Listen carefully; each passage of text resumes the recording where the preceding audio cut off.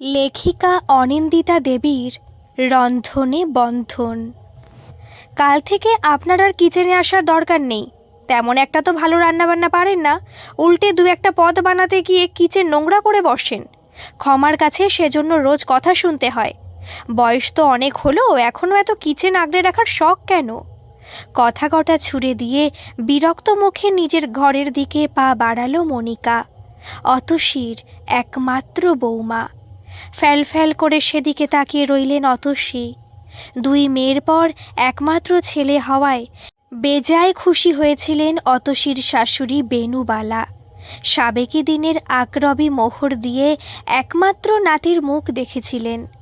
ভেতরে ভেতরে সবাই জানতেন তালপুকুরে ঘটি ডোবে না, তবুও পড়তি জমিদার বাড়ির সাবেককালের কিছু ঠাটবার ছিল বোলাও। ছেলে জন্মাতে 7 দিন টানা ঘিয়ের প্রদীপ জ্বলেছিল, কিন্তু শরিকি মামলা মোকদ্দমা সে কি সহজে মেটে? এক প্রকার বাধ্য হয়ে তাদের গ্রামের বাস ওঠাতে হলো। প্রতাপচন্দ্র শহরের বুকে একটা নিজস্ব বাড়ি জোগাড় করেছিলেন বটে, কিন্তু উত্তর কলকাতার তস্যগলির ভেতর সেই বাড়িতে থাকতে না ছেলে না ছেলের বউ কেউই রাজি হলো না। ওখানে নাকি মানুষে থাকতে পারে না। উচ্চশিক্ষিত ছেলের স্ট্যাটাসের সঙ্গে মানানসই হবার তাগিদে এক প্রকার বাধ্য হয়েই এই নামী বহুতলের দামি 3 কামরার দেশলাই বাক্সে অতসীর আগমন। মাঝে মধ্যে তার দম বন্ধ হয়ে আসে, কথা বলার কেউ নেই। মাঝে মধ্যে মনে হয় ছেলেকে জিজ্ঞেস করেন ছোট থেকে বেড়ে ওঠা, রাস্তায় ওই সব শ্যাবি ছেলেদের সঙ্গে ফুটবল পেটানো, ক্রিকেট খেলে জানালার কাচ ভাঙা ওই গলিটাকে এতদিন বাদে নরকের দ্বার বলে মনে হলো কেন? চাকরির সুবাদে? চাকরি বুঝি মানুষকে এতটা পাল্টে দেয়, নাকি পাল্টায় নতুন মানুষ? ক্যাচম্যাচ করে হিন্দি ইংরেজিতে নাতিবাবু যে কি বলে, অতসী তার সারমর্ম উদ্ধার করতে পারেন না। তাছাড়া নাতির তার সঙ্গে কথা বলার সময় কোথায়? এই দেখলেন সকালে বিরাট ব্যাগ কাঁধে স্কুলে যাচ্ছে, ফিরে দুটো নাকে মুখে গুজে টিউশন, উইকেন্ডে ক্রিকেট, সাঁতার, আরও কিসব অ্যাক্টিভিটি থাকে। সেসবের নাম অতসী জন্মে শোনেননি। ফ্রিজে খাবার রাখা থাকে, মাইক্রোওয়েভে গরম করে খেয়ে নিজের মতো বেরিয়ে যায়। কোনো দিন না থাকলে তখন একটু ম্যাগি করে দেওয়ার আদেশ আসে। অতসী খুশি মনে বানিয়ে দেন, গম্ভীর মুখে মোবাইলে খুটখাট করতে করতে খেয়ে উঠে চলে যায়। কোনোদিন ভুলক্রমে বাড়িতে থাকলে কম্পিউটার খুলে কী সব ঢিসুম ঢিসুম খেলতে থাকে। শব্দে বাড়ি চমকিত। ঘর থেকে শুনতে পান অতসী, কিন্তু বিন্দু বিসর্গ বুঝতে পারেন না। ঘরে একাকী চুপচাপ বসে অতীতের কথা ভাবতেই থাকেন। এতদিন বাদে বৌমা বলে গেল তিনি নাকি রান্নাবান্না কিচ্ছুটি পারেন না। তাহলে 50 বছরের জীবনে তিনি করলেনটা কি? জমিদার বাড়ির ছোট বউ রকমারি রান্নাবান্নার জন্য পরিচিত মহলে বিশেষভাবে সমাদৃত ছিলেন। বাড়িতে আত্মীয় স্বজন আসবে শুনলে সদ্য বিয়ে হওয়া নতুন বউরা তার কাছে এসে রকমারি বাঙালি রান্নার রেসিপি জেনে যেত। আর আজ কি না সেই তাকেই শুনতে হলো। চোখে জল উপচে পড়ছে। ধীর পায়ে ঘরে চলে এলেন অতসী। সেই সোনালি অতীত বারবার ঢেউ তুলে যায় মনে। মন কি আর কারোর বশ মেনেছে কোনো দিন? পৌরা অতসী মনে মনে ফিরে যান বিয়ের পরের দিন, নতুন শ্বশুর বাড়িতে কোরা শাড়ি পরা মেয়েটার কাছে। অসময়ে ভিতর বাড়িতে এসে শ্বশুর শাশুড়িকে বললেন, আজ কিন্তু নতুন বৌমাকে কিছু স্পেশাল রান্না করতে হবে। বন্ধু বান্ধবদের দেখাতে হবে না আমি কেমন সর্বগুণ সম্পন্না বৌমা পছন্দ করেছি আমাদের অমিতাভের জন্য। সেদিন কিন্তু শাশুড়ি মা নতুন বৌমাকে অত খাটাতে রাজি হননি। শ্বশুর নিদান দিয়ে বেরিয়ে যেতেই অতসীকে বলেছিলেন, বাকি সব রান্না আমি সেরে নিচ্ছি, তুমি শুধু মাংসটা কষিয়ে রাঁধো, তাহলেই হবে। তা মাংস রেঁধেছিলেন বটে অতসী। বড় বাড়ির চারিদিক গন্ধে আমোদিত। শ্বশুরের বন্ধুর মাংস চেয়ে চেয়ে খেয়ে হাত চাটতে চাটতে বাড়ি ফিরেছিলেন। শেষ বন্ধুটি চলে যাওয়ার পর বুড়ো কর্তা ভেতর বাড়িতে এসে নিজের গলার সোনার চেনটা খুলে অতসীর হাতে দিয়ে বলেছিলেন, তুমি মা স্বয়ং সিদ্ধা, একদিন এসেই যেভাবে সংসারের সুনামের দায়িত্বভার নিজ কাঁধে তুলে নিয়েছ, সেভাবেই সারাটা জীবন এই সংসারের হাল ধরে থেকো মা। শ্বশুরের কথা মতো সেদিন থেকে তিনি হাল ধরে রাখার চেষ্টাই চালিয়ে গেছেন। শরিকি ঝগড়ায় বিপর্যস্ত হয়ে যেদিন গ্রাম ছেড়ে শহরে চলে আসতে হলো, সেদিনও ভেবেছিলেন যেভাবেই হোক সংসারের হাল ধরে রাখবেন।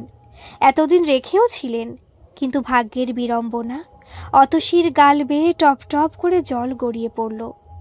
কলিং বেল বাজছে। চোখ মুছে দরজা খুলতেই লাফাতে লাফাতে ফ্ল্যাটে ঢুকে পড়ল অনুভব।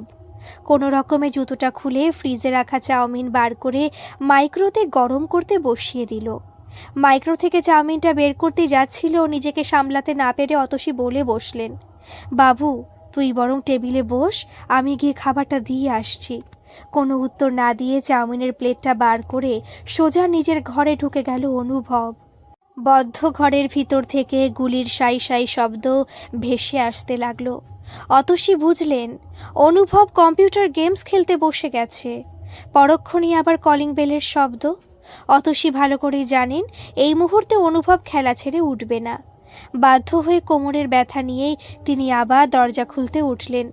মনিকা ঢুকছে, হাতে একগোছা শপিং ব্যাগ। মনের খুশিতে গুনগুন করে গান গাইছিল। অতসীকে দেখতে পেয়ে গান বন্ধ করে গম্ভীর মুখে প্যাকেট হাতে নিজের ঘরের দিকে চলে গেল। চোখে জল চলে এসেছিল।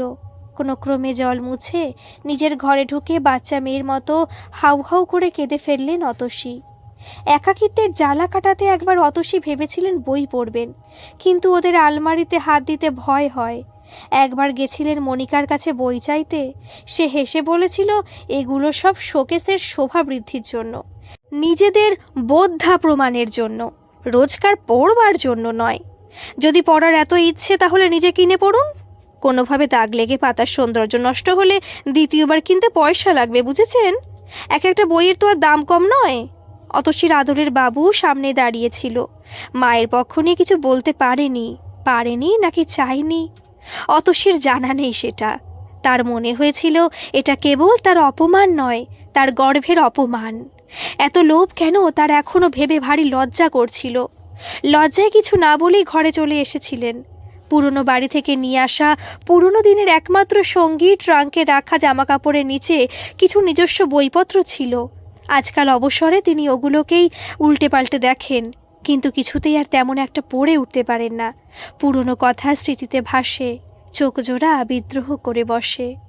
যৌথ পরিবারের সবাই মিলে একসঙ্গে বিরাট উঠোনে বসে হাহাহিহি করতে করতে বড়ি দেওয়া, আচার আমসত্ত্ব শুকাতে দেওয়ার নামে চেখে চেখে অর্ধেক শেষ করে দেওয়া, সবাই মিলে সেজেগুজে ম্যাটিনি শো, উত্তম সৌমিত্র নিয়ে দ্বিধার তর্ক, শীতে কাশ্মীরি সালোয়ারের সুদর্শন চেহারা দেখে সারা দুপুর বৌঝিতে আলোচনা, পরস্পরের গায়ে হেসে গড়িয়ে পড়া। হয়তো ভদ্র সমাজ সে কথা জানলে সমালোচনা করতে ছাড়বেন না, কিন্তু সে যাই হোক, ওই আনন্দের দিনগুলো অতসীর জীবনে আর কোনোদিনই ফিরে আসবে না। অনেক চেষ্টা করেও কাল রাতে ঘুম আসছিল না অতসীর। সন্ধে থেকে মাথাটা ধরেছিল, রাতে যেন তা আরও বেড়ে গিয়েছিল। ভালো লাগছিল না কিছুই। খানিকক্ষণ এপাশ ওপাশ করার পর ভেবেছিলেন চোখে মুখে একটু জল দিয়ে আসবেন। তার ঘরে অ্যাটাচড বাথ নেই, পাশের ঘরে অনুভব ঘুমোচ্ছে। জানালা দিয়ে লাইট ল্যাম্পের নীলচে মৃদু আলোর বিচ্ছুরণ দেখা যাচ্ছে। খানিকক্ষণ সেদিকে তাকিয়ে থাকলেন অতসী। প্রথম যখন ফ্ল্যাটে আসেন তখন খুব ইচ্ছে হতো নাতিটাকে পাশে নিয়ে শোবেন। ছেলে প্রেম করার সময় থেকেই মনিকার রকম সকম খুব একটা বুঝতেন না, আজকাল তো আরোই বুঝতে পারেন না। এক সন্ধেবেলা চা খেতে খেতে মুখে হাসি মাখিয়ে হালকা ছলে বলেছিলেন, আচ্ছা আমার খাটটা তো বেশ বড়, তাহলে নাতি দাদু তো আমার সঙ্গে শুতে পারে। কি নাতি দাদু? উঠে গিয়ে বাচ্চা ছেলেটার গাল দুটো হালকা করে টিপে দিয়েছিলেন। সঙ্গে সঙ্গে বিরক্ত হয়ে অনুভব বলে উঠেছিল, ইটস নট পসিবল। আমি আমার পার্সোনাল স্পেস কারোর সঙ্গে শেয়ার করতে প্রেফার করি না। তুমি বাবার মাম্মা, দ্যাটস ইট। আর কোনোদিন না জিজ্ঞেস করে গালে হাত দেবে না, এটা ব্যাড ম্যানার্স। সোফা থেকে উঠে দাঁড়িয়ে নিজের ঘরের দিকে যেতে যেতে মনিকার দিকে তাকিয়েছিল। আই অ্যাম বিজি মম, ডিনারটা ঘরে সার্ভ করতে বলো। গোটা ঘটনায় হতভম্ব হয়ে গেছিলেন অতসী। এত ছোট ছেলে যে এভাবে বড়দের মুখের ওপর কথা বলতে পারে তা তার ধারণাতেই ছিল না। অতসীর মুখের চেহারা দেখে মনিকা আলগা হেসে বলেছিল, থাক মা, ছোট থেকেই ও একা একা থাকতে অভ্যস্ত, নিজের প্রাইভেট স্পেসের বিলিভ করে। আপনি এসেছেন ভালো কথা, নিজের মতো থাকুন, নতুন করে আর অভ্যেস বদলানোর চেষ্টা করবেন না। বড় হচ্ছে, ভবিষ্যতে ওকে একাই বাঁচতে হবে। লজ্জিত মুখে উঠে গেছিলেন অতসী। কথার উত্তরে বলতে পারেননি স্বামী থাকাকালীন উত্তর কলকাতার বাড়িতে যখন ছোট্ট অনুভব দু একবার গেছে, ছড়ানো ছিটানো প্রচুর ঘর থাকা সত্ত্বেও সে অতসীকে জড়িয়ে ধরে গায়ের উপর পা তুলে ঘুমিয়েছে। তখন তো তার ঘুমাতে কোনো অসুবিধা হয়নি। ঠাম্মা দাদুর কাছে রকমারি আবদারেরও কোনো বিরাম ছিল না। আসলে অতসী ভুলে গেছিলেন তখন তার নিজের বলতে একটা বাড়ি ছিল, হোক না সে বাড়ি গলি খুঁজির মধ্যে, কিন্তু পায়ের নিচের মাটিটা তো শক্ত ছিল। তখন ছেলে বউ আনন্দ ফুর্তি করতে এক দুদিনের জন্য যেত, থাকতো। কিন্তু আজ তিনি ওদের গলগ্রহ উড়ে এসে জুড়ে বসে একটা ঘর দখল করেছেন। রাগের আর আশ্চর্য কি, বৌমা মনিকা বরাবরই উচ্চগ্রামে কথা বলে। কালও বলছিল, কমন বাথরুম থেকে চোখে মুখে জল দিয়ে ফিরে আসছিলেন, শুনতে পেলেন মনিকা বলছে, এতদিন ধরে তো অনেক মাতৃভক্ত হনুমান সাজলে, এবার মাকে বিদায় করার ব্যবস্থা করো। 1 বছর ধরে ক্রমাগত সহ্য করছি, এত বড় ফ্ল্যাট কেনা হলো, তবু আমার কোনো আত্মীয় স্বজন এসে থাকতে পারে না। সেদিন দিদি জামাইবাবু বলছিল, কটা দিন তোদের নতুন ফ্ল্যাটে গিয়ে থেকে আসবো। আমাকে মিথ্যে মিথ্যে অনুভবের পরীক্ষার অজুহাত দিয়ে কাটাতে হলো। এভাবে আর কতদিন? তার উপর যখন তখন কিচেনে ঢুকে পড়েন, বারবার বারণ করলেও শোনেন না। আমাদের ক্ষমা তো যথেষ্ট ভালোই রাধে, তাও ওর পোষায় না। আমি আর পারছি না, বুঝলে? এবার মানে মানে বিদায় করো তো দেখি। নিজস্ব ফ্ল্যাটে নিজেরাই যদি হাত পা ছড়িয়ে ইচ্ছে মতো না থাকতে পারি, তবে আর নিজস্ব ফ্ল্যাট কেনা কেন? ভালো কথা, তুমি কি আজ বৃদ্ধাশ্রমটা দেখতে গিয়েছিলে? কেমন দেখলে? বাজেটে কুলোবে তো? ছেলের গলার স্বর পলকে অতসীর কানে গরম সীসা ঢেলে দিল। কয়েক মুহূর্তের জন্য পা দুটো দরজার সামনে থমকে গেল। অনেক চেষ্টাতেও অতসী ওদের সরাতে পারলেন না। ইচ্ছে করছিল না, তবুও শুনলেন। তার আদরের বাবু বলছে, হ্যাঁ গো, তুমি বলেছ আর আমি সে কথা না শুনে পারি? আজই গেছিলাম, গঙ্গার ধারে, পরিবেশটাও বেশ মনোরম। বৃদ্ধাশ্রমটা নতুন হয়েছে, ঘরগুলো বেশ ঝকঝকে। পার রুম 2 জন করে বোর্ডার, ডাক্তার, আয়ার বন্দোবস্তও রয়েছে। আমাদের জন্য আইডিয়াল। ফর্ম ফিল আপটাও আজকে সেরে এসেছে। ইতিমধ্যেই ঘরের জন্য 30 জন মেম্বার নাম লিখিয়েছে। সবচেয়ে বড় কথা, টাকার অঙ্কটা বেশ কম। অবশ্য খানিকটা বেশি হলেও খুব একটা চাপ হতো না। মায়ের পেনশনের অঙ্কটাও তো নেহাত কম নয়। মনিকার গলা শোনা গেল। ভালো কথা, তুমি আবার বাধ্য ছেলের মতো মাকে বলনি তো? দেশবাড়ির সব শরিক একটা মিউচুয়াল ডিসিশনে এসে গেছে। না না, পাগল নাকি? আদরের বাবু চাপা স্বরে বলে ওঠে, তাহলেই চিত্তির বলতে হতো না? দেশের সম্পত্তি থেকে মোট কত টাকা আমার হাতে এলো? পাক্কা 30 লাখ পেয়েছি, বুঝলে?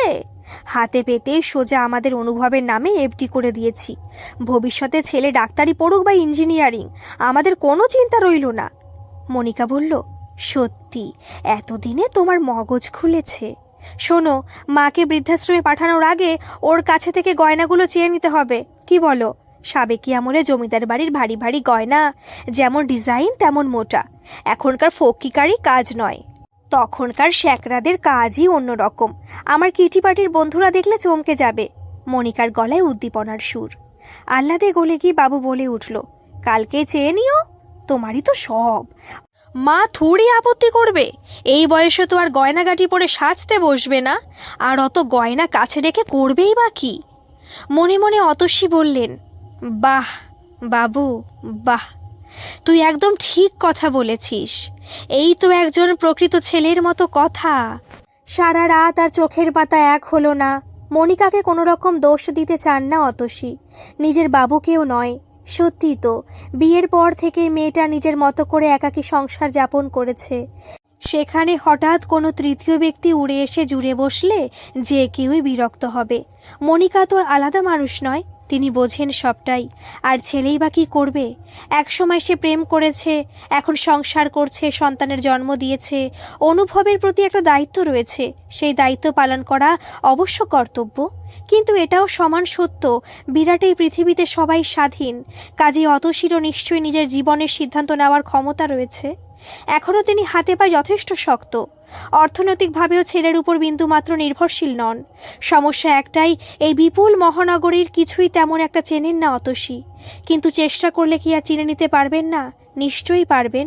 তবে এই বয়সে এসে ওই ভারী ট্রাঙ্ক বাওয়া তার পক্ষে সম্ভব নয়। কাজেই বহুদিনের সঙ্গী ট্রাঙ্কটাকে এখানেই ছেড়ে যেতে হবে। কাপড়ের বড়সড় ব্যাগে 2-4টে কাপড়, নগদ কয়েক হাজার টাকা, বিপদের শেষ সম্বল গয়নার বাক্স, পোস্ট অফিসের কাগজপত্র, আধার, প্যান, রেশন, ভোটার কার্ড পুড়ে নিলেন অতসী। সজল চোখে ঘড়ির দিকে তাকালেন একবার। ভোর 4টে বাজে। এতদিন বাদে আজ সত্যি সব কিছু ছেড়ে পথে নামবেন তিনি। চোখের জল বাদ মানতে চাইছে না। মন শক্ত করে জল মুছে দরজা দিকে এগিয়ে গেলেন অতসী। না, কোনো চিঠি লিখে রেখে যাবেন না তিনি। সংসারে যার প্রয়োজন ফুরিয়েছে তাকে আর নতুন করে চিঠি লিখতে বসতে হয় না। মানুষটা মূল্যহীন, চিঠিটাও। এই ভোরে ফ্ল্যাটের সবাই গভীর ঘুমে আচ্ছন্ন। বাইরে বেরিয়ে দরজাটা টেনে বন্ধ করে দিলেন তিনি। আজ অবধি কোনোদিন একা বাড়ির বাইরে পা না দেওয়া অতসী জীবনের দাবি মেনে সহজেই মহানগরী জনারণ্যে মিশে গেলেন। কোথায় যাবেন ভাবতে ভাবতে সামনে একটা ট্যাক্সি দেখে উঠে বসলেন অতসী। আর ভাবতে চান না তিনি। দেখা যাক ভাগ্য কোথায় নিয়ে যায়। পুরনো বাড়িটা না থাকলেও পুরনো পাড়া রয়েছে, কিন্তু এমন মানসিক অবস্থায় সেখানে ফিরতে চান না তিনি। নিজেকে অসহায় দেখানো ছাড়া তাতে কোনো লাভ হবে না। তবে কোথায় ফিরবেন তিনি? হঠাৎ মনে পড়ল স্বামীর সঙ্গে বহুবার শ্যামবাজার গিয়েছেন তিনি, কখনো কেনাকাটা করতে, কখনো বা খাওয়া দাওয়ার জন্য। ভাবলেন একবার শ্যামবাজার গিয়েই দেখা যাক, পরের কথা পরে ভাবা যাবে। পাগড়ি পরা ট্যাক্সি ড্রাইভার ঘাড় ঘুরিয়ে অতসীর দিকে তাকিয়েছিল। আলগা হেসে তিনি বললেন, আপনার বেশ খানিকটা সময় নষ্ট করলাম সর্দারজি। চিন্তা করবেন না, আমি পুষিয়ে দেব। এখন সোজা শ্যামবাজার চলুন। পৌর ট্যাক্সি ড্রাইভার বিনয়ের সুরে বললেন, এ আপনি কি বলছেন মাইজি? দেখেই বুঝেছি আপনার মনের অবস্থা কুছ ঠিক নেই। মিটারে যা উঠবে তাই দেবেন, কোনো জোড়াজুড়ি নেই। অতসী অবাক হয়ে পৌর সর্দারজির দিকে তাকালেন। ততক্ষণে তিনি ঘাড় ফিরিয়ে গাড়ি চালানোতে মনোযোগী হয়েছেন। মৃদু দীর্ঘশ্বাস ফেলে ভাবলেন, অচেনা মানুষ যেটা সহজেই বুঝে নেয়, চেনা মানুষে সেটা বুঝতে এত সময় কেন লাগে? কে জানে, হয়তো এজন্যই জীবনের অঙ্করা না মেলাই থেকে যায়। কোথায় যাবেন, কি করবেন, কিছুই জানেন না তিনি। শ্যামবাজারে নেমে ট্যাক্সি ড্রাইভারের ভাড়া মিটিয়ে দেখলেন সামনেই একটা মিষ্টির দোকানে গরম গরম কচুরি, জিলিপি বিক্রি হচ্ছে। শরীরের দোহাই দিয়ে মনিকা অনেকদিনই এসব অস্বাস্থ্যকর খাবার বাড়িতে আনা বন্ধ করেছিল, কিন্তু আজ আর কোনো বন্ধন নেই, মুক্ত তিনি। তাই পেট পুড়ে কচুরি, তরকারি, জিলিপি রাজভোগ খেলেন। এবার হাঁটার পালা, কিন্তু কতক্ষণ? মাথার ওপর সূর্যদেব তার কিরণ বিকিরণ করছেন। গরমে ঘেমে নিয়ে উঠেছেন অতসী। মধ্য 50-এর ক্লান্ত শরীরটা একটু বিশ্রাম চায়। সামনে একটা পার্ক দেখতে পেয়ে ঢুকে পড়লেন। ছায়া ঘেরা অনেক বেঞ্চি দিয়ে সাজানো। তার একটাতেই শরীর ছাড়লেন অতসী। আপাতত এই তার অস্থায়ী বাসস্থান। মোটামুটি যা খেয়েছিলেন দুপুরে আর খেতে হবে না। বসেই ছিলেন চুপচাপ, কিন্তু আকাশের বুকে সন্ধে নেমে আসতে দেখে অতসী একটু চিন্তিত হলেন। এরপর তিনি কোথায় যাবেন? রাতে নিশ্চয়ই পার্কে বসে থাকতে দেবে না। এদিকে বেশ খিদেও পাচ্ছে। না হয় রাতটুকু কচুরি তরকারি খেয়ে চালিয়ে দেবেন, কিন্তু থাকবেন কোথায়? অসহায়ের মতো চারপাশে তাকাতে লাগলেন। এতক্ষণ তো কাটল, এবার? ওনাকে ইতস্তত করে চারপাশে তাকাতে দেখে একজন বয়স্ক ভদ্রলোক দৃঢ় পদক্ষেপে এগিয়ে এলেন। মনে হয় আপনি কাউকে খুঁজছেন, কোথায় যাবেন? নার্ভাস হাসলেন অতসী। আপন মনেই এক উদাসী হাসি হাসলেন ভদ্রলোক। বাড়িতে বোধহয় আর ঠাঁই হলো না, না? লজ্জা পেয়ে মাথা নামালেন অতসী। ভদ্রলোক আবার বললেন, কোথায় যাবেন কিছু কি ঠিক করেছেন? এখানে কিন্তু রাতে থাকতে দেবে না। নিচু স্বরে অতসী বললেন, জানি না, কিছু ভাবতে পারছি না। একটা কথা বলবো? ভদ্রলোকের দিকে অবাক চোখে তাকালেন অতসী। পৌর মানুষটি কুণ্ঠিত গলায় বললেন, দেখুন, আমি একা মানুষ। যদি কোনো অসুবিধা না থাকে তবে আপনি আমার বাড়িতে যেতে পারেন। আজ রাতটুকু থাকুন, তারপর না হয় ভেবেচিন্তে কোনো একটা ব্যবস্থা করা যাবে। একটু থমকালেন অতসী। ভাবলেন, তার তো আর হারাবার কিছু নেই, দেখাই যাক না কি হয়। মুখে একটু কুণ্ঠিত ভাব ফুটিয়ে বললেন, আপনার বাড়ির লোকেদের কোনো অসুবিধা হবে না তো? ভারী সুন্দর হাসলেন ভদ্রলোক। আমি ব্যাচেলার মানুষ, বলার মধ্যে আমি আর আমার বাড়িটুকুই। এবার ইচ্ছে আপনার। কাপড়ের ব্যাগটা কাঁধে তুলে নিলেন অতসী। বললেন, চলুন। পুরনো দোতলা বাড়ি, কিন্তু দেখে বোঝা যায় বেশ ওয়েল মেনটেন্ড। সদরের চাবি খুলে হাসলেন ভদ্রলোক। আসুন, এই গরিবের কুটির আপনার পদার্পণে ধন্য হোক। বলার ভঙ্গিতে হালকা নাটকীয়তার ছোঁয়া। তবুও অতসী যেন একটু কিন্তু কিন্তু করছিলেন। যতই হোক একজন অচেনা মানুষের বাড়ি বলে কথা। ভদ্রলোক দরাজ হাসলেন। আর এত ভাববেন না, তাড়াতাড়ি ভেতরে ঢুকে পড়ুন। একেই বেশ রাত হয়েছে, কাল ভোরে উঠে অনেক ভাবাভাবির সময় পাবেন। তখন না হয় ভাবতে বসবেন কোথায় যাবেন, কি করবেন। ও, আমার নামটাই তো আপনাকে বলা হয়নি। নাম নির্মাল্য বোস। এককালে কলেজে পড়াতাম, রিটায়ার করার পর নিজে পড়ি। আপনার নামটা? আমি অতসী, অতসী মিত্র। এটুকুই? এটুকুই বা কম কি ম্যাডাম? ভালো কথা। আপনার ব্যাগে নিশ্চয়ই চেঞ্জ করার মতো প্রয়োজনীয় জামাকাপড় রয়েছে। তাহলে ওপরের ঘরে গিয়ে চেঞ্জ করে নিন। আজ থেকে আপনি ওখানেই থাকবেন। ঘরের সঙ্গে অ্যাটাচড বাথ আছে। এককালে আধুনিকতার শখ জেগেছিল, তখন খানিক পকেট খসিয়ে বানিয়েছিলাম। আমি একা মানুষ, একতলাতে বেশ কেটে যায়। ও সবার ব্যবহার করে ওঠা হয়নি। মনে হচ্ছে এতদিনে সেটা কাজে লাগবে। বেশ গরম লাগছে। অতসী দোতলায় উঠে নির্মাল্য বোসের দেখানো ঘরে ঢুকে পড়লেন। আয়োজন ভালোই। খাট, ড্রেসার, ওয়ার্ড্রোব তো রয়েছে, সঙ্গে একটা রাইটিং টেবিলও। তবে সবগুলোই বেশ পুরনো, সেগুন কাঠের আভিজাত্য গন্ধবাহী। বাথরুমে তাকে নতুন সাবান রয়েছে। শাওয়ারে ঠান্ডা জলে দেহ মনের সমস্ত ক্লেদ ধুয়ে ফেলতে লাগলেন অতসী। আর চোখ বেয়ে গড়িয়ে পড়া জলে ধুয়ে যেতে লাগলো সাদা কালো মার্বেলের পুরনো চৌখুবি কাটা মেঝে। ফ্রেশ হয়ে বেরিয়ে নিচে গিয়ে দেখলেন নির্মাল্য বোস একটা জার্নালের পাতায় নিমগ্ন। হালকা গলা খাকারিতেই তিনি চোখ তুলে তাকালেন। এত তাড়াতাড়ি আপনার হয়ে গেল? বাহ, আপনি দেখছি বেশ চটপটে আছেন। অতসী হাসলেন। আপনার কিচেনটা কোন দিকে? কিছু বানাবেন নাকি ম্যাডাম? কতদিন ঘরের তৈরি কিছু খাইনি। অবশ্য না বানালেও অসুবিধে নেই, পাড়ার দোকানে আমার জন্য তরকা রুটি বলাই থাকে। একটা রাত কোনো ক্রমে অ্যাডজাস্ট করে নিন। একেবারে না পারলে দুধ পাউরুটি এনে দেব। অতসী হাসলেন। নির্মাল্য দেখানো পথে এগিয়ে গেলেন কিচেনের দিকে। যত্ন করে 2 কাপ কফি বানালেন, সঙ্গে মচমচে আলুর বড়া। দেখে বুঝলেন ঘরে সব জিনিসই বাড়ন্ত। একটা লোক ছন্নছাড়ার সংসার যেমন হয় আর কি। একটা ট্রেতে খাবার সাজিয়ে ড্রয়িং রুমে গিয়ে অতসী দেখলেন সেখানে কেউ নেই। কোথায় গেলেন ভাবতে ভাবতেই নির্মাল্য বোসের উদাত্ত আহ্বান শোনা গেল, এদিকে চলে আসুন। ঘরের ভেতর ঢুকে একেবারে অবাক হয়ে গেলেন অতসী। অস্ফুটে বললেন, এত বই সব আপনার? মিষ্টি হাসলেন নির্মাল্য। এই আমার জীবন সর্বস্ব, বুঝলেন। অনেক যত্নে একে সৃজন করেছি। বউ নেই, কোনো আক্ষেপও নেই, কারণ আমার জীবনে প্রচুর বই আছে। এক ঝলক তাকিয়ে অতসী দেখলেন নির্মাল্য বোসের হাসিটা প্রাণ খোলা, কোনো কৃত্রিমতা তাতে মিশে নেই। আরে ম্যাডাম, কি অত ভাবছেন? গরম গরম আলুর বোমাগুলো যে ঠান্ডা হতে চলল। ত্রস্ত হাতে আলুর বোমার প্লেট আর কফি নামিয়ে অতসী বললেন, রাতে কি খাবেন? তরকারুটি নাকি বাড়িতে কিছু বানাবো? ফ্রিজে কয়েকটা ডিম পড়ে আছে দেখলাম। নির্মাল্য আবার হাসলেন। কিছু বানাবেন ভাবছেন নাকি ম্যাডাম? তাহলে জলদি বানিয়ে ফেলুন। আপনার দৌলতে একদিন হলেও ভালো কিছু তো জুটবে। আমার দৌড় তো চালে ডালে আর অমলেট অবধি, ওটুকু করতে গিয়ে নাভিশ্বাস উঠে যায়। কষিয়ে এগ কারি বানিয়ে আর রুটি বানিয়ে ফেললেন অতসী। অচেনা মানুষের বাড়িতে হলেও কতদিন বাদে কিচেনে তার অবাধ গতি। কোনো অভিযোগ, সমস্যা, কাদা ছোড়াছুড়ির বালাই নেই। রাতে খেতে খেতে হাত চেটে চেটে খেলেন নির্মাল্য।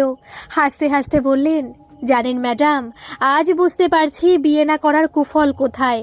দেদার বইয়ের সঙ্গে নিদেন পক্ষে একটা বউও দরকার, নইলে এত সুস্বাদু স্বাদের হদিশ জীব বেচারার ভাগ্যে জোটার উপায় থাকে না।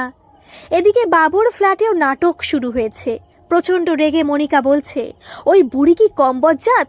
আমাদের টেনশন দেবে বলে কোথায় না কোথায় ভেগেছে কে জানে। কোথায় আর যাবে, কিছু তো চেনে না।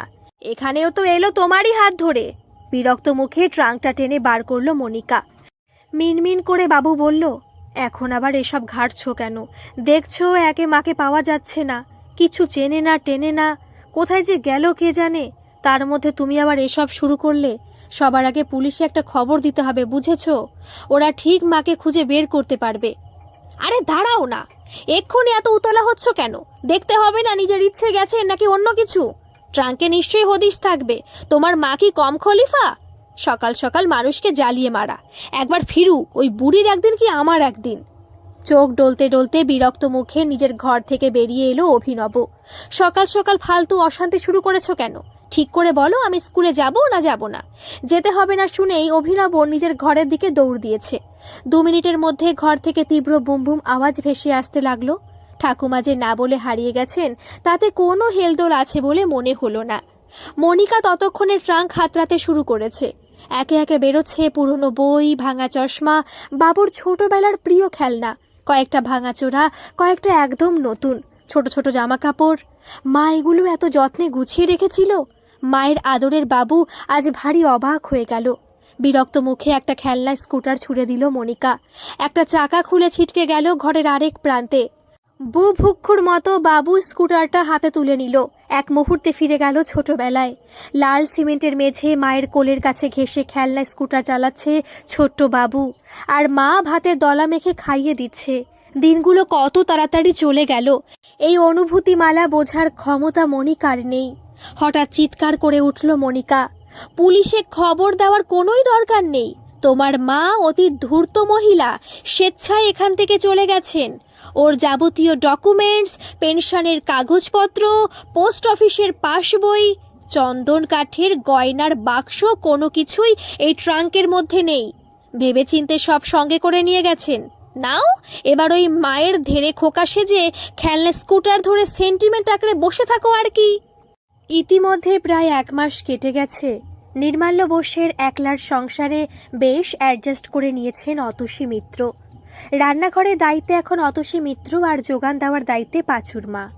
নির্মাল্য আজকাল তেরে বাজার করেন। মোচা, ডুমুর, থোর, কচু সবই অতসীর ম্যাজিক ছোঁয়ায় অপূর্ব সুস্বাদু হয়ে ওঠে। সেদিন থেকে নির্মাল্যর হাত চাটা আর বন্ধ হয়নি। সকাল, দুপুর, সন্ধে, রাত্রি যখনই খেতে বসেন থালা বিলকুল সাফ। শরীরও সারছে দিব্যি, স্ফূর্তি বেড়েছে। চনমনে নির্মাল্যর আজকাল মনেই থাকে না তিনি 65 বছরের পৌর।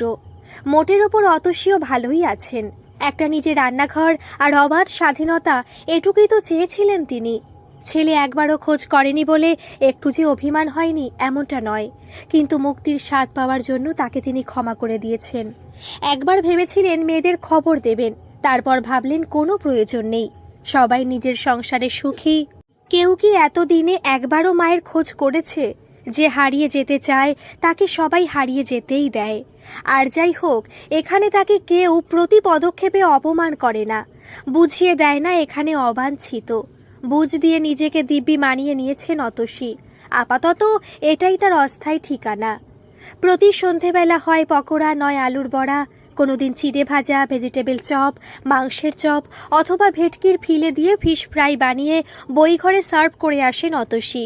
তিনি লক্ষ্য করে দেখেছেন সন্ধেবেলা নির্মাল্য একটু মুখরোচক খেতে পছন্দ করেন। লজ্জায় মুখ ফুটে বলেন না বটে, কিন্তু পেলে চোখে মুখে অপার্থিব খুশি ফুটে ওঠে। সুস্বাদু খাবারগুলো চাখতে চাখতে নির্মাল্য ভাবেন, আহা, ভাগ্যিস সেদিন পার্কে অতসীর সঙ্গে দেখা হয়েছিল, নইলে জীবনের সেরা স্বাদ, রসনার আহ্লাদ থেকে তিনি বঞ্চিতই থেকে যেতেন চিরকাল। ছোট থেকে মা ঠাকুমার কাছে শুনেছেন রসনায় রস, পেটের মাঝে হৃদয় বশ। গোটা যৌবনকাল রসহীন কাটিয়ে শেষেই পৌর বয়সে এসে রস নিষিক্ত হবেন, তাকে স্বপ্নেও ভাবতে পেরেছিলেন তিনি। মাঝে মধ্যেই তাই সবাইকে লুকিয়ে অদেখা বিধাতাকে হাত জোর করে নমস্কার করেন এক সময়কার কট্টর নাস্তিক নির্মাল্য বোস। মনকে যতই বুঝ দিন না কেন, একাকী থাকলে অতসীর বড় মন খারাপ হয়। মনে হয় না, তিনি মোটেও ভালো নেই। এই মনোবৈকল্য তাকে অতীতে ফিরিয়ে নিয়ে যায়। স্মৃতি রোমন্থনে কেটে যায় সকাল থেকে বিকেল, বিকেল থেকে রাত্রি। ওই দিনগুলোতে তিনি যন্ত্র মানবীর মতো কাজ করে চলেন, হাসেন না, কথা বলেন না। বারবার মনে হয় একজনের সংসারে অনাহুতের মতো উড়ে এসে জুড়ে বসেছেন তিনি। কেন থাকবেন এভাবে? নিজে তো এখনও বেশ শক্তপোক্ত আছেন। যদি কোনো ব্যবসা ট্যাবসা করতে পারতেন, নিজের চাহিদাটুকু নিজে পূরণ করতে পারতেন। পেনশনের টাকা থেকে নির্মাল্য বোসকে কিছু দিতে চেয়েছিলেন অতসী, কিন্তু নির্মাল্য কিছুতে নিতে রাজি নন। এক প্রস্থ রাগারাগি হয়ে গেছে 2 দিন আগে। একবার অতসীর মনে হয় এ বাড়ি ছেড়ে চলে যাবেন তিনি, কিন্তু পরক্ষণে নির্মাল্য বোসের মুখটা মনে পড়ে যায়। ভদ্রলোক তাকে প্রায় রাস্তা থেকে তুলে এনে আশ্রয় দিয়েছিলেন, সম্মানের সঙ্গে বাড়িতে রেখেছেন। মনোমালিন্যের জেরে কি তাকে ছেড়ে যাওয়া যায়? নিজের লোকজন তো কবেই হাত ছেড়ে চলে গেছে, কিন্তু যে মানুষটা কিছু না জেনেই সাহসও জুগিয়েছে, তাকে এভাবে বোধ হয় কারো সংসারে কেবল আশ্রিতা হয়ে থাকাটা কিছুতেই মেনে নিতে পারেন না অতসী। কিন্তু করবেনটাই বা কি? এরপর আর কিছুই মাথায় আসে না অতসীর। নিজের পায়ের নিচে মাটি শক্ত করার চেষ্টা করেননি কোনোদিন। এই বয়সে চাকরি জোগাড় করা অসম্ভব, একটাই উপায়, ব্যবসা করলে হয়। কিন্তু তিনি মেয়ে মানুষ, তার উপর রাস্তাঘাট কিছুই চেনেন না, ব্যবসা করবেন কিভাবে? তাছাড়া কিসেরই বা ব্যবসা করবেন? কিছুই ঠিক করতে পারেন না অতসী। কিন্তু ভালো মানুষ নির্মাল্য বোসের মাথায় কাঁঠাল ভেঙে খেতে তার ভীষণ লজ্জা হয়। দিনে দিনে নিজের চোখে নিজেই ছোট হয়ে পড়ছেন। রবিবারের দুপুর, ভাত, কড়াইশুঁটি দিয়ে সোনামুগ ডাল, আলু ভাজা, ভেটকি মাছের পাতুরি, খাসির মাংসের ঝোল টেবিলে সাজিয়ে লজ্জা লজ্জা মুখ করে অতসী বলেই ফেললেন, অনেক দিন তো এভাবে কাটলো, এবার তিনি একটা ব্যবসা করতে চান। আঙুল চাটতে চাটতে অতসীর প্রস্তাবটা হেসে উড়িয়ে দিয়ে নির্মাল্য বললেন, আহা, এসব কথা বলবেন না, ভয় লাগে। আপনার দৌলতে হ্যাংলা বুড়োটা শেষ বয়সে এসে দুটো খেয়ে পড়ে বাঁচছে, তার থেকে সে সুখও কেড়ে নিতে চান? কেমন মানুষ আপনি! ওসব ব্যবসা ট্যাবসার ভাবনা ছেড়ে শুধু মন দিয়ে রেঁধে যান। আপনার হাতে জাদু আছে, আজ পাঁঠাটা যা রেঁধেছেন না, এরকম সুস্বাদু পাঁঠার মাংসের গন্ধ নাকে গেলে ঘাটের মরাও জ্যান্ত হয়ে উঠে বসে নলি চেবাতে চাইবে। আর সেদিনের সেই মেটে কষা, উফ, অতুলনীয়! মেটে যে ওইভাবে কষিয়ে রাধা যায় তা কি কোনোদিনও জানতাম? অতসী মৃদু হাসলেন, বললেন, এমনভাবে বললে তো চলবে না। কতদিন আর এভাবে আপনার অন্ন ধ্বংস করব বলতে পারেন? দোতলাটা ভাড়া দিলেও তো আপনি কিছু অর্থ পেতেন। আমি তো অক্ষম নই, পেনশন পাই প্রতি মাসে, কিছুটা নিতে আপনার আপত্তি কেন? নির্মাল্য স্বভাবসুলভ ভঙ্গিতে হো হো করে হাসলেন, আরে আপনার রান্নার জবাব নেই, এই যে আপনি আমাকে রেঁধে বেড়ে খাওয়াচ্ছেন সেটাই কি কম? এর জন্য কি আপনি আমার কাছ থেকে কিছু আর্থিক সুবিধা নেন? তাহলে তো শোধবোধ হয়েই গেল। আর কি জানেন ম্যাডাম, আপনার ভালো ভালো রান্নার চোটে আমার স্বভাব তো ছোচা বিড়ালের মতো হয়ে গেছে। মিট সেফে রাখা বাড়তি খাবারটুকু লুকিয়ে খেয়ে নিলে আপনার বড়াতে কিন্তু আজ হরি মটর ছাড়া কি ছুটে জুটবে না। ভুরু নাচালেন নির্মাল্য, কি বুঝলেন? এমা, আপনি বোধহয় আরেকটু মাংস নিতেন, দাঁড়ান আমি এক্ষুনি নিয়ে আসছি। লজ্জিত ভঙ্গিতে উঠে দাঁড়ালেন অতসী। না ম্যাডাম, দয়া করে আর কিছু আনবেন না, পেট মন দুই ভর্তি করে খেয়েছি, একটা হজমোলা খাওয়ারও জায়গাও পেটে নেই। আপনি আর দেরি করবেন না, জলদি খেতে বসে পড়ুন। অধ্যাপকের চাকরি থেকে রিটায়ার করলেও আজও ছাত্রছাত্রীরা নির্মাল্য স্যার বলতে অজ্ঞান। সপ্তাহে 2-3 দিন দল বেঁধে ওরা নির্মাল্য বোসের স্টাডিতে হানা দেয়, পড়াশোনা হয়, গল্পগুজবও চলে। সেই দিনগুলোতে নানা রকম চপ, কাটলেট, বড়া, পেঁয়াজি, ফিশ ফ্রাই, রকমারি মুখরোচকের সঙ্গে চা সাপ্লাই দেওয়া অতসীর দায়িত্ব। বলা বাহুল্য, অতসী স্বেচ্ছাতেই এই দায়িত্ব নিজ কাঁধে তুলে নিয়েছেন। উৎসাহে টকবক করে ফুটতে থাকা কচি মুখগুলো দেখলে তার নিজের ছেলে মেয়ের যৌবনের দিনগুলোর কথা মনে পড়ে যায়। এরা কলকলিয়ে তার হাতে বানানো খাবার খায়, আরও নতুন নতুন রান্নার ফরমাশ করে, তার খুব আনন্দ হয়। এমনই একদিন ছেলে মেয়েগুলো এসেছে নির্মাল্য বোসের কাছে। এদিকে বাইরে মুষলধারে বৃষ্টি শুরু হয়েছে, রাস্তায় জল দাঁড়িয়ে যাওয়ার মতো অবস্থা। অতসী ভাবলেন, এই অবস্থায় ছেলে মেয়েগুলো বাড়ি ফিরবে কি করে? ক্রমশ রাত বাড়ছে, এদিকে বৃষ্টির কোনো বিরাম নেই। তিনি স্টাডিতে গিয়ে বললেন, আজকে বরং ডিনারটা তোমরা এখানেই সেরে নাও, তারপর বৃষ্টি কমলে না হয় বাড়ি ফেরার কথা ভেবো। ছেলে মেয়েগুলো হই হই করে রাজি হয়ে গেল। অমোঘ হেসে বলল, আপনার হাতে রান্না মাসিমা, আর কি চাই বলেন তো, এখানে রাতটুকু গড়িয়ে নি। অতসী হেসে রান্নাঘরের দিকে চলে গেলেন। মেনু একদম সিম্পল রাখলেন, মুসুর ডালের ডিম, পেঁয়াজ, সম্বরা খিচুড়ি, বেগুনি আর ফুলকপি ভেটকি, সঙ্গে অতসী নিজস্ব রেসিপিতে তৈরি স্পেশাল আমের আচার। তুমুল বৃষ্টিতে সুস্বাদু গরমা গরম খাবার পেয়ে সবাই খুব খুশি। আনন্দ ভরা মুখে অতসী মাসিমাকে বাহবা দিতে লাগলো। একগাল হেসে তিস্তা বলল, মাসিমা, কি খাওয়ালে গো! তুমি যদি একটা রেস্টুরেন্ট খুলতে না, ঘরে বসেই স্যার কোটিপতি হয়ে যেতেন, তারপর রোলস রয়েস চড়ে আম্বানির সঙ্গে বিকেলে হাওয়া খেতে বেরোতেন। বেশ সিরিয়াস গলায় অতসী বললেন, রেস্টুরেন্ট খুললেই হলো, সবাই আসবে কেন? আর পয়সা ফেলেই বা খাবে কেন? তোমরা আমায় ভালোবাসো, তাই এত প্রশংসা করে সাধারণ খাবারগুলো খাও। উঠে এসে অতসী চিবুকটা নেড়ে দিয়ে রাহুল বলল, কি যে বলেন মাসিমা, আপনার খাবার যা সুস্বাদু, বেবাক লোকে পয়সা ফেলে খাবে। অপূর্ব কবিয়ালে ঢঙে বলল, কি জাদু তোমার স্বাদে, যেই খায় সেই বোঝে। বৃষ্টি এতক্ষণে ধরে এসেছে। ছেলেমেয়েগুলো হই হই করতে করতে বেরিয়ে গেল। সমস্ত বাসনপত্র সিঙ্কে রেখে নিঝুম ঘরে বসে অতসী একাকী ভাবতে লাগলেন, ছোট একটা হোম ডেলিভারির ব্যবসা করলে কেমন হয়। নারকেলের কুচি দিয়ে নধর মোচার ঘণ্ট সহকারে পাতে পড়ে থাকা শেষ কয়েকটা ভাতের দানা সাপটে সুপটে হাত ধুতে যাওয়ার জন্য টেবিল ছেড়ে উঠতে যাচ্ছিলেন নির্মাল্য। হঠাৎ অতসীর দেবীর দিকে চোখটা পড়তেই এঁটো হাতে থমকে দাঁড়ালেন। একটু চিন্তিত মুখে বললেন, এমন কিন্তু মুখ করে দাঁড়িয়ে আছেন কেন? কিছু যেন বলবেন বলে মনে হচ্ছে। আজ কিন্তু আর কিচ্ছুটি খেতে যেতে পারবো না, পেট পুরোই বোঝাই। যদি আরও কোনো সুখাদ্য বানিয়ে থাকেন রাতের জন্য রেখে দিন, খোল খালি হোক, তারপর না হয় ভাববো। তবে কি একটা বিষয় আশ্বস্ত করতেই পারি, কোনো চিন্তা করবেন না, ভালো খাবার দাবার আমি মোটেও নষ্ট করি না। রাতে একটু গরম ভাত করে দেবেন, দিব্যি সাপটে দেব। নতমুখে অতসী দেবী বললেন, না দাদা, সেসব কোনো ব্যাপার নয়। রাতে যদি ভাত খেতে ইচ্ছে হয় বলবেন, আমি অবশ্যই বানিয়ে দেব। কিন্তু এখন একটা অন্য ব্যাপারে আপনার সঙ্গে কিছু আলোচনা করতে চাই। অবশ্য যদি আপনার সময় হয় তবেই, নইলে সন্ধেবেলাও বলতে পারি। আপনি বরং এখন খানিক বিশ্রাম করে নিন। দরাজ গলায় হাসলেন নির্মাল্য। আরে এত সংকোচ করছেন কেন? এতদিন তো হলো, আমি তো দিব্যি আপনার সঙ্গে সব কিছু শেয়ার করি। সেখানে আপনি এত কিন্তু করলে তো ভারী মুশকিল। দেখুন ম্যাডাম, আমরা দুজনেই যে বয়সে এসে পৌঁছেছি তাতে অত আর কিন্তু করে বলার মতো কিছু নেই। যা বলবেন খুলে বলে ফেলুন দেখি। আমি একটা হোম ডেলিভারির ব্যবসা করতে চাই, তার জন্য আপনার অনুমতির প্রয়োজন। আপত্তি না থাকলে আপনার গ্যারেজটুকু, আসলে এখন তো আর ওখানে গাড়ি টাড়ি নেই, ওটুকু জায়গা পেলেই আমার যথেষ্ট। এখন আপনি যদি আপত্তি করেন তাহলে হয়তো ব্যাপারটা সম্ভব হবে না। আমার পক্ষে অন্য কোথাও গিয়ে, আসলে তেমন একটা রাস্তাটা তো চিনি না। আরে ধুর, আমার আবার অনুমতি? কিসের অনুমতি ম্যাডাম? আপনার যেমন ইচ্ছে তেমনটাই করুন, কোনো আপত্তি নেই। শুধু একটা কথা জিজ্ঞেস করি, কিছু মনে করবেন না যেন। আপনার কি এখানে কোনো অসুবিধা হচ্ছে? লজ্জা পেয়ে অতসী বললেন, তা কেন? আপনার সংসারে উড়ে এসে জুড়ে বসে আমি তো প্রায় রানীর হালেই রয়েছি। বেশ কয়েকদিন ধরেই দেখছি আপনি ব্যবসা নিয়ে একটু বেশি ভেবে চলেছেন। কি আর বলবো, আপনার বাড়িতে এসে যা শান্তি পেয়েছি তা বোধহয় নিজের বাড়িতেও পাইনি কোনোদিন। আপনি দেবতুল্য মানুষ, কিন্তু বোঝেনি তো, নিজের জন্য কিছু একটা করতে মন চায়। বরাবরের তো অন্যের ছায়া হয়ে বেঁচেছি, এবার না হয় নিজের জন্য বাঁচি। জানেন, শ্বশুরবাড়ি প্রত্যেকে আমায় খুব ভালোবাসতো। কেন জানেন? আমার হাতে সুস্বাদু রান্নার জন্য। বলতো, এত চেষ্টা করি, অমন স্বাদ কেন আমাদের হাতে খোলে না বল দেখি। আর একদিন বিষাদ মাখা হাসি হেসে চুপ করলেন অতসী। আরে থামলেন কেন বলুন।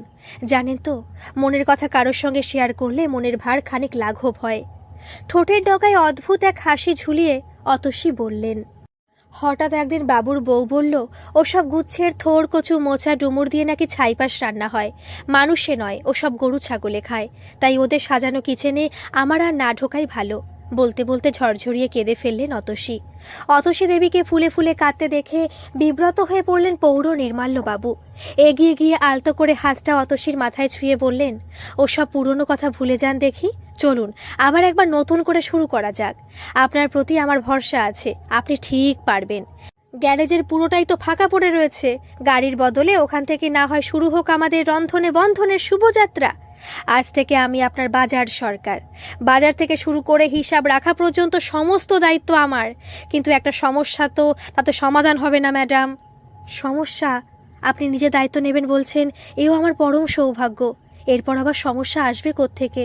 আপনি যে আমায় সর্বতোভাবে সাহায্য করতে রাজি হবেন, এ তো আমি স্বপ্নেও কল্পনা করতে পারিনি। সমস্যা আছে ম্যাডাম, সমস্যা আছে। রান্না বান্না না হয় আপনি করলেন, কিন্তু এতজন লোকের আনাজ সবজিপাতি কোটাকুটি করবে কে? বড় বড় হাঁড়ি কড়া পাতিলও কিনতে হবে। কেনাকাটা না হয় হয়ে যাবে, কিন্তু ও নিয়ে আপনি একদম চিন্তা করবেন না। প্রথমেই তো গুচ্ছের অর্ডার পাবো না, যেটুকু পাবো পাঁচুরমার সাহায্যে সেটুকু সামলে নিতে পারবো, এই বিশ্বাস আমার আছে। তাছাড়া আপনি তো রইলেনই। চিন্তিত মুখে নির্মাল্য বোস বললেন, আপনার কথায় যুক্তি আছে, সে কথা অস্বীকার করছি না, কিন্তু এখানেই তো সমস্যা শেষ নয় ম্যাডাম, আরও একটা সমস্যার কথা আমাদের ভাবতে হবে। অবাক অতসী বললেন, আরও সমস্যা? কিন্তু সমস্যাটা কি? অবশ্য আপনি প্র্যাকটিক্যাল মানুষ, আবেগে ভাসেন না। যা ভাবছেন নিশ্চয়ই সঠিকই ভাবছেন। অর্ডার দেওয়া বাড়িগুলোতে খাবার ডেলিভারি দেওয়ার জন্য আমাদের মিনিমাম 2জন ডেলিভারি ম্যান দরকার। কিন্তু এই মুহূর্তে ডেলিভারি ম্যান কোথায় পাওয়া যাবে সেটা সবার আগে ভাবা প্রয়োজন। হেসে ফেললেন অতসী। সে ব্যবস্থা তো কবেই হয়ে গেছে। কি ব্যবস্থা হয়ে গেছে? কারা দেবে ডেলিভারি? নির্মাল্য চোখ কপালে। পাঁচুরমা বলেছে ওর বোনকে নিয়ে আসবে, সেও আমাদের এই কর্মযজ্ঞে যোগ দেবে। আর ওদের বরেরা বেকার বসে ওদের রোজগার করে আনা অন্ন ধ্বংস করে, তাদের লাগিয়ে দেবে হোম ডেলিভারির কাজে। তারা সাইকেলে চেপে অর্ডার মতো হোম ডেলিভারিগুলো পাড়ায় পাড়ায় দিয়ে আসবে। তারিফের ভঙ্গিতে নির্মাল্য বোস বললেন, একজন দক্ষ ব্যবসায়ীর মতো আপনি তো সব ব্যবস্থাই করে ফেলেছেন ম্যাডাম। এবার বলুন দেখি, এই রাজসূয় যজ্ঞে আমার ভূমিকাটা ঠিক কি হবে? যে কোনো যজ্ঞে প্রধান পুরোহিতে যে ভূমিকা থাকে। শুনুন নির্মাল্যবাবু, কাল আমরা কিছু বাসনকোসন কিনতে বড় বাজার যাব, সঙ্গে কিছু ওই রাংতার তৈরি প্যাকেট কিনতে হবে, ওই আজকাল যাতে করে গরম খাবার টাবার ভরে দেয় না। আপনি বোধহয় ফয়েল প্যাকের কথা বলছেন, সে 100-200 পিস কিনে নিলেই হবে, তারপর অর্ডার বাড়লে নিয়মিত আনিয়ে নেওয়া হবে। লজ্জা লজ্জা মুখে অতসী বললেন, একটা কথা বলবো, রাগ করবেন না তো? এতক্ষণ ধরে 100টা কথা বললেন, এখন আবার একটা কথা বলার জন্য আপনি অনুমতি চাইছেন?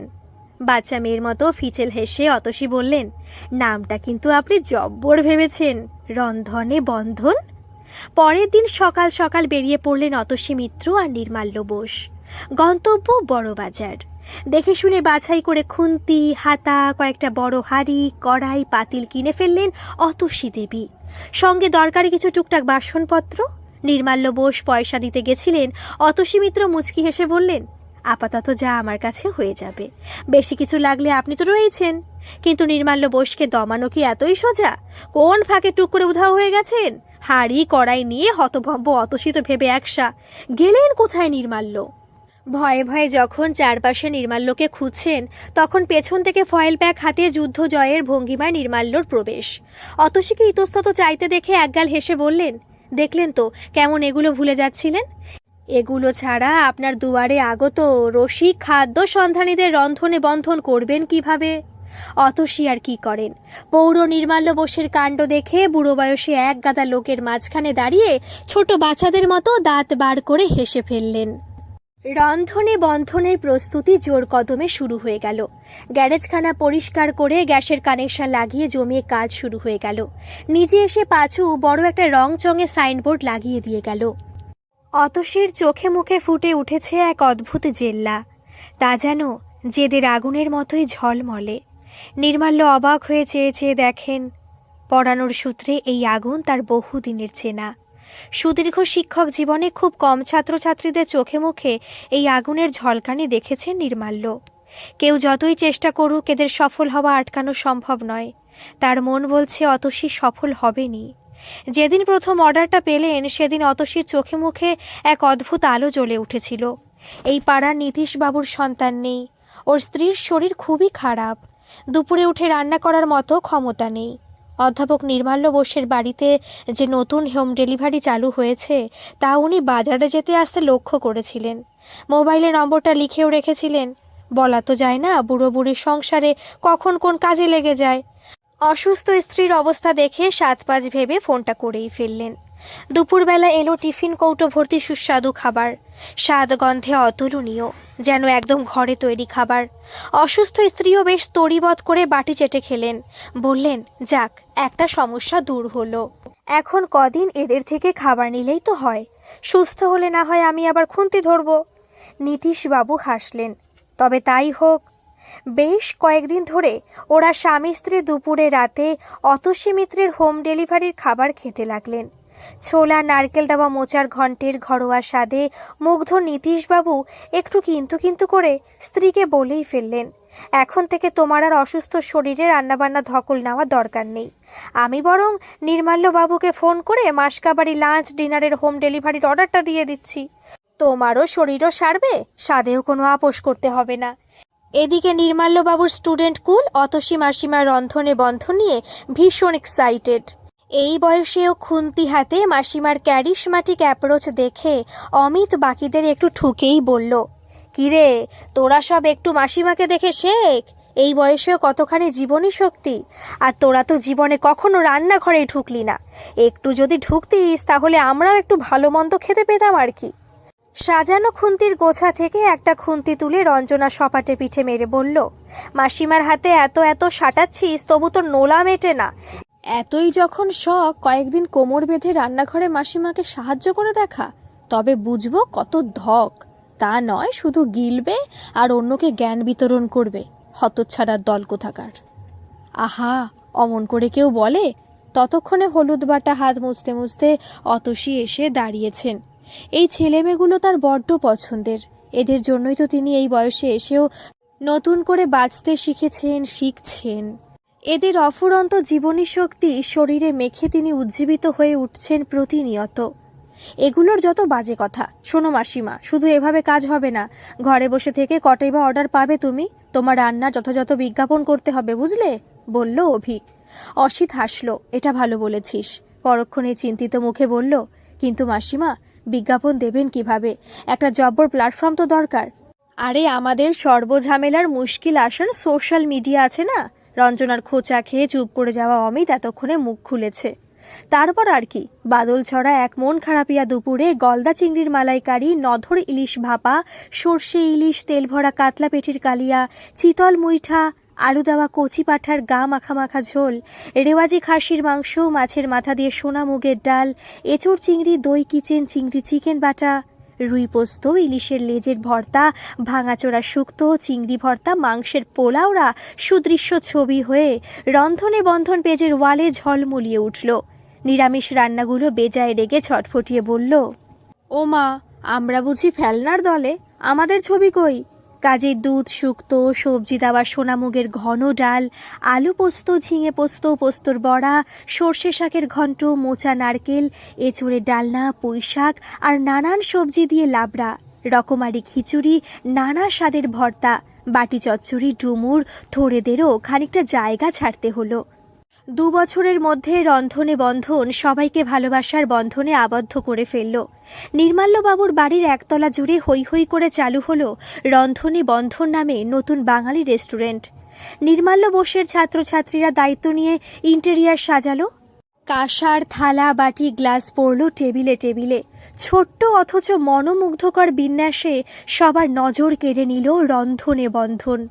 ন্যায্য মূল্যে খাবারের সঙ্গে আন্তরিকতার অনবদ্য মিশেল হয়ে উঠল রন্ধনে বন্ধনের ইউএসপি। খাবার যোগান দিয়েও কুলোতে পারছে না অতসী মিত্র। দিনে দিনে এমন অবস্থা হলো যে আগে থেকে টেবিল বুক না করে রাখলে জায়গা পাওয়া যায় না। 4 বছরের মধ্যে মহানগরীর বুকে 3টে শাখা খুলে ফেলল রন্ধনে বন্ধন। রান্নার জন্য লোক রাখতে হলেও রেসিপির মূল চাবিকাঠিটা রইল অতসীর হাতেই। একটা নামকরা চ্যানেল থেকে এবছর নিজ যোগ্যতায় উঠে আসা উদ্যোগপতিদের অন্যতমা হিসাবে কিছু টিপস শেয়ার করার জন্য অতসী মিত্রকে ডেকে পাঠানো হলো। অতসী কিছুতেই একা যেতে রাজি নন। ব্যবসায় যতই শ্রীবৃদ্ধি হোক না কেন, ভেতরে ভেতরে তিনি সেই লাজুক মানুষই থেকে গেছেন। কাজের সাহস দিতে নির্মাল্যকে ওনার সঙ্গী হতে হলো। ঘরের ভেতর মনিকার চিৎকার শুনে হঠাৎই চমকে উঠল বাবু। এসো, দেখে যাও, তোমার মাকে আজ টিভিতে দেখাচ্ছে। সঙ্গে আবার এক ভদ্রলোক। এই বয়সে বন্ধু জুটিয়েছেন তোমার মা? মা টিভিতে? বিশ্বাস হয় না। তবুও মনিকার কথা শুনে বসার ঘরে এলো বাবু।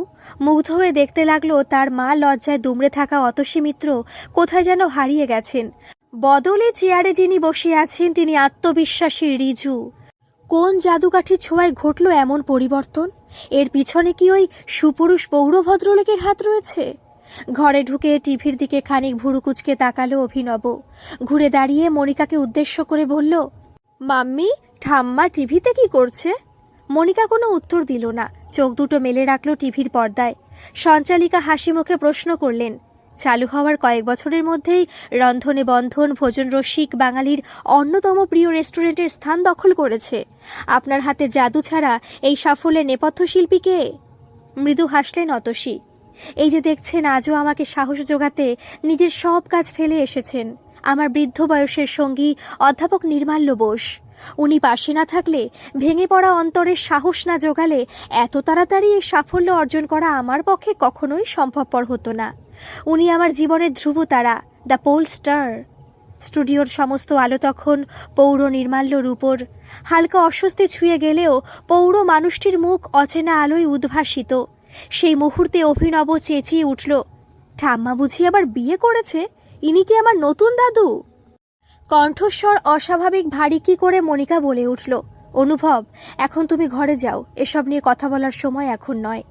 বিরক্ত মুখে কাঁধ শ্রাগ করে অনুভব নিজের ঘরের দিকে চলে গেল। পরক্ষণেই তার বন্ধ ঘরের দরজার ভেতর থেকে গুলি ঢাই ঢাই শব্দ শোনা যেতে লাগলো। মনিকা বুঝল অভিনব নিজের জীবনে ফিরে গেছে। বাবু একবার মনিকার দিকে তাকালো। মনিকা বাবুর দিকে, দুজনের চোখে অজস্র প্রশ্ন আঁকিবুকি কাটছে। ভ্রুকুটি কুটিল দৃষ্টিতে সংশয়। এমনটা কিভাবে হতে পারে?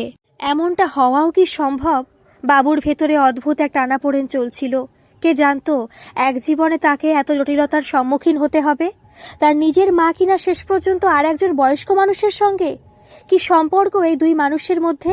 বাবা মাকে দেখে তো কখনো মনে হয়নি তারা একে অপরের সঙ্গে অসুখী। তাহলে কোন ছিদ্র পথে এই মানুষটি তাদের জীবনে?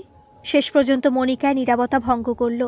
বেজার মুখে গলা নামিয়ে বলল, তুমি তো বিয়ের আগে একবারও বলনি তোমার মায়ের গোটা আস্ত একটা প্রেমিক রয়েছে। তোমার বাবার অনুপস্থিতিতে যে ঠিক প্রক্সি দিতে চলে এসেছে। কেন বাজে বকছো মনিকা? এই লোককে আমি কোনোদিন চোখেও দেখিনি। আর এখানে থাকাকালীন মা কোনোদিন একা বাইরে পর্যন্ত বেরোতেন না। তুমি নিজেও সেটা খুব ভালো করে জানো। কাজে উল্টোপাল্টা অপবাদ দেওয়ার আগে একটু ভালো করে ভেবে দেখো। বিদ্রুপে ছোঁয়া মনিকার কণ্ঠস্বরে। মায়ের বাধ্য ছেলে যে এমনটাই বলবে তা আমার জানা ছিল। তাহলে তোমার কথা অনুযায়ী সেদিন প্রথম মা এখান থেকে বেরোলেন আর বেরিয়ে আস্ত একটা প্রেমিক জুটিয়ে ফেললেন। শুধু প্রেমিক বলা ভুল, কে জানে এতদিনে বিয়েটিও সেরে ফেলেছেন নাকি? পিছু টান বলে তো কিছু নেই, ধিঙ্গিপনা করলেই বা আটকাচ্ছে কে? তবে যাই বলো, এই বয়সীয় মহিলার কি ক্যারিশম্যাটিক অ্যাপ্রোচ! ভদ্রলোক একেবারে প্রেমের জালে। বাবুর বুকের মধ্যে উথাল পাথাল। তার খুব বলতে ইচ্ছে করছিল, সব দোষ তো তোমারই মনিকা। তোমার জন্যই আমি কোনোদিন মাকে একটু সময় দিতে পারিনি। একলা একলা কি কোনো মানুষ দিন কাটাতে পারে? এই ফ্ল্যাটে নিয়ে আসা অবধি তো একটা ঘরেই মা বন্দি ছিল, তবুও তো চোখের সামনে ছিল। সেদিন রাতে তুমি যদি চেঁচিয়ে চেঁচিয়ে মাকে বৃদ্ধাশ্রমে রাখার কথা না বলতে, তাহলে হয়তো মা হঠাৎ করে এই হঠকারী সিদ্ধান্ত নিয়ে বসতো না, আমাদের সঙ্গে এই ফ্ল্যাটেই থাকতো। কিন্তু মনে মনে চিৎকার করে যে কথা হাজারবার বলা যায়, মুখে কি সে কথা একবারও উচ্চারণ করা যায়? তাহলে তো সব সংসার দুদিনে তাসের ঘরের মতো হুড়মুড়িয়ে ভেঙে পড়ত। তাই মনিকার স্বামী, মায়ের আদরের বাবু মৃদু কণ্ঠে বলে, কাল তো রবিবার, তোমার আমার দুজনেরই অফিস ছুটি। কাল একবার যাবে নাকি মায়ের সাউথ কলকাতার ব্রাঞ্চটায়? টিভিতে তো দেখাচ্ছিল রবিবার মা গড়িয়াহাটের ব্রাঞ্চে বসেন, ওখানকার কাস্টমারদের রিভিউ নেন রেস্টুরেন্টের মান উন্নততর করার জন্য। যেতে তো হবেই। দৃঢ় স্বরে মনিকা জানায়, জানতে হবে না ব্যাপারটা কদ্দূর এগোলো। আমাদের চেনা পরিচিত সমস্ত আত্মীয় স্বজন যখন টিভির প্রোগ্রাম দেখে ফোন করবে, ধুতি পাঞ্জাবি পরা ওই পৌর ভদ্রলোক তোমার কে হন জানতে চাইবে, তখন কি উত্তর দেবে? আমার নতুন বাবা। আমি কি বা উত্তর দেব? সমাজের বুকে বাঁচতে হলে মান সম্মানের ব্যাপারটা এড়িয়ে থাকা যায় না। বাবুর বলতে ইচ্ছে করছিল, এতদিন তোমার ওই মান সম্মান কোথায় ছিল? এত বড় শহরের বুকে মা যখন হারিয়ে গেল, তখন একবার খোঁজ পর্যন্ত করতে দাওনি? বলেছিলে স্বেচ্ছায় যে হারিয়ে যেতে চায় তাকে হারিয়ে যেতে দেওয়াই উচিত। সমস্ত জিনিসপত্র, টাকা পয়সা, গয়নাগাটি নিয়ে গেছেন, আশ্রয় না জুটলে ঠিক ফিরবে। কতদিন আর হোটেলের ভাত খেয়ে জীবন চলবে? কিন্তু আমার জেদি মা বুড়ো বয়সেও অভাবনীয় সাফল্য করায়ত্ত করে দেখিয়ে দিয়েছে মনিকা। পুরনো আস্তানায় আর ফেরেনি, বরং মান খুঁয়ে তোমাকে মার কাছে যেতে হচ্ছে। রবিবার রন্ধনে বন্ধন রেস্টুরেন্টে ঢুকে কাস্টমারের সংখ্যা দেখে মনিকা তাজ্জব বনে গেল। একে তো জায়গা পেলেই আধ ঘন্টার ওপর অপেক্ষা করতে হলো, তার উপর ভেতরে ঢুকে সে যখন একটা ওয়েটারকে ডেকে বলল, অতসী ম্যাডামের সঙ্গে দেখা করতে চাই, তখন ওয়েটার ভদ্রলোকের মুখে হাসি ফুটে উঠল। বিনীত গলা জবাব দিল, আপনারা আগে খাওয়া দাওয়া সেরে নিন, মাসিমা কিচেনে আছেন, আপনাদের খাওয়া হতে হতে চলে আসবেন। এখানকার এক গ্লাস জল খাওয়া মনিকার এথিক্সের বিরুদ্ধে, কিন্তু রেস্টুরেন্টে ঢুকে কিছু না খেয়ে তো আর মালকিনের সঙ্গে দেখা করা যায় না। কাজেই বেজার মুখে দু একটা আইটেম অর্ডার করতেই হলো। বাবু বেশ তৃপ্তি করে খাচ্ছিল। কতদিন বাদে মায়ের হাতে রান্না, হোক না হোটেলে বসে, কিন্তু এর স্বাদ কি ভোলা যায়? যে ওয়েটার তাদের পরিবেশনের দায়িত্বে ছিলেন, মনিকার বেজার মুখ দেখে তিনি খানিক অবাক হলেন।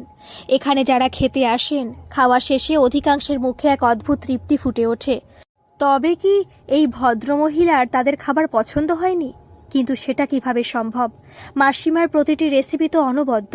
কি মনে করে ওয়েটার কিচেনে গিয়ে সমস্তটা জানায়। কিছুক্ষণ বাদই অফিস ঘরে ওদের ডাক পড়ে। কিচেনের সামনে দিয়ে যাওয়ার সময় বাবু দেখল মা এক মনে রেস্টুরেন্টের কুকদের বিভিন্ন রান্নার ইনস্ট্রাকশন দিতে ব্যস্ত। থাকতে না পেরে ডেকে উঠল, মা তুমি? চমকে উঠলেন অতসী। বহুযুগের ওপার থেকে এই ডাকটা যেন তার কানে ভেসে এলো। চোখ ভর্তি জল, কিন্তু তার যে এখন আর দুর্বল হলে চলবে না। আত্মজের ভালোবাসায় অন্ধ হয়ে একবার আত্মসম্মান খুইয়েছেন, দ্বিতীয়বার খোয়াতে রাজি নন তিনি। একজন কুককে ডেকে কেজো সুরে নির্দেশ দিলেন, অফিস ঘরে বসতে বলো, আমি আসছি। ওরা চলে যেতেই রেস্টুরেন্টের বাথরুমে ঢুকে হাউ হাউ করে কেঁদে ফেললেন অতসী। এই চার দেওয়ালের ভেতর তার কারোর কাছে কোনো জবাবদিহি করার দায় নেই। কতদিন বাবু ছবি দেখে সারা রাত চোখের জলে বালিশ ভিজিয়েছেন, আর সেই আত্মজ চোখের সামনে উপস্থিত। কেন এসেছে সে? হারিয়ে যাওয়া মাকে না খুঁজলেও আজ কোন কৈফিয়তের খোঁজে উপস্থিত সে? কি উত্তর দেবেন অতসী? কাকে উত্তর দেবেন? চোখে মুখে জল দিয়ে নিজেকে ঠিকঠাক করে গুছিয়ে তিনি অফিস ঘরে এলেন। হঠাৎ এতদিন বাদে আমার কথা মনে পড়ল। বলো, কি বলতে চাও? কোনো জরুরি দরকার? তোমাদের মুখ দেখে খুশি বলে তো মনে হচ্ছে না। কাল টিভিতে যে পৌর ভদ্রলোককে দেখলাম, তিনি কে? তুমি কি তাকে বিয়ে করেছ?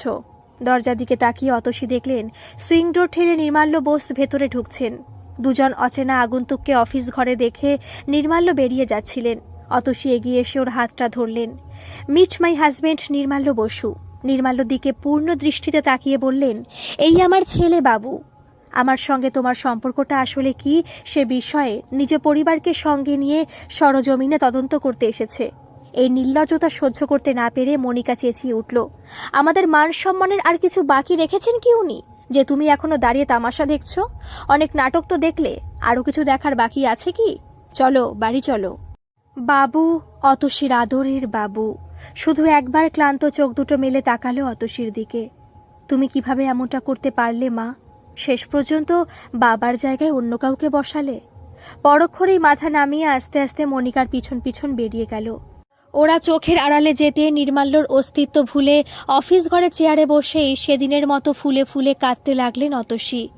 অনেক ভাবনার শেষে যেন কোনো সিদ্ধান্ত এসে পৌঁছেছেন এমনভাবে সোজা গিয়ে অতসীর পিঠে হাত রেখে নির্মাল্য বললেন, সাজানো মিথ্যেটাকে কি কোনোভাবে সত্যি করা যায় না? নামহীন সম্পর্কটাকে কি একটা নাম দিয়ে শেষ জীবনটা বাঁচা যায় না, একে অন্যের অবলম্বন হয়ে? ভালোবাসা না হয় নাই থাকলো, নিখাত বন্ধুত্বের দাবিকেও কি উপেক্ষা করবেন অতসী? হঠাৎই প্রবল আবেগে চেয়ার থেকে উঠে দাঁড়িয়ে নির্মাল্যকে জড়িয়ে ধরলেন অতসী। সবাই নিশ্চয়ই জানতে চাইছেন এই দুই সমমনস্ক মানুষের বন্ধুত্বের সম্পর্কটা পূর্ণতা পেয়েছিল কিনা। একদম পেয়েছিল। বয়স হলে পাশে দাঁড়ানোর জন্য কাউকে না কাউকে তো দরকার। যেদিন কাগজে বিয়ে সারলে নির্মাল্য অতসী, সেদিন রন্ধনে বন্ধনের সমস্ত শাখায় আগত অতিথিদের জন্য ফ্রিতে ভরপেট বাঙালিখানার আয়োজন ছিল, সঙ্গে লেবু পাতা দিয়ে গন্ধরাজের স্পেশাল ঘোল।